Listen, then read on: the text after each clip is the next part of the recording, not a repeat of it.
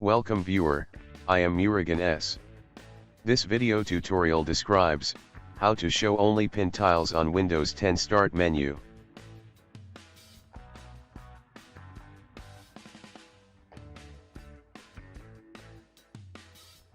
Click Start, Settings.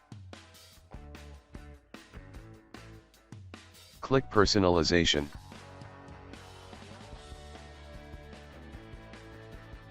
Click Start. Turn off Show App List in Start menu.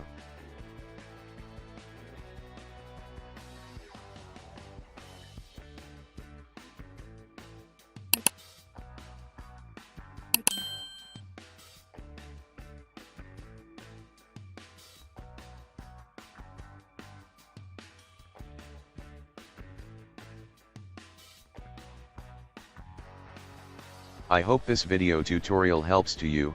Please like, share and don't forget to subscribe my channel. Thank you very much. See you next video.